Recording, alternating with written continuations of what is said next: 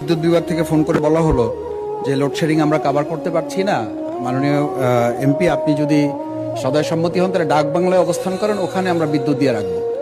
আমি বললাম যে আমার এলাকার লোকজন ছেড়ে, পরিবার ছেড়ে কি আমি ডাক বাংলায় অবস্থান করাটা বাস্তবসম্মত হবে? বলছি এছাড়া আর কিছু উপায় নেই।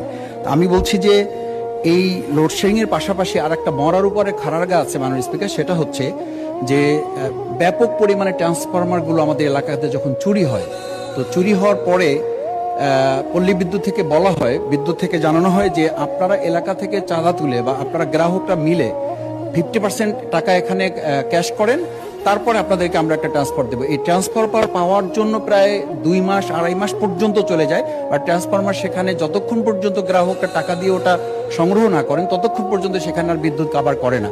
আমি মাননীয় বিদ্যুৎ মন্ত্রীর কাছে সবিনয় জানতে চাই যে এই যে ট্রান্সফরমার চুরি, এটা তো গ্রাহকদের কোনো ত্রুটি না, এটা হচ্ছে সরকার বা ওখানে প্রশাসন যারা আছেন তাদের ব্যর্থতা। সেই জায়গাটা গ্রাহকরা টাকা দিয়ে এই বিদ্যুৎ ট্রান্সফরমার তাদেরকে নিতে হবে, এই বিষয়টি কিভাবে দেখছেন বিদ্যুৎ মন্ত্রী?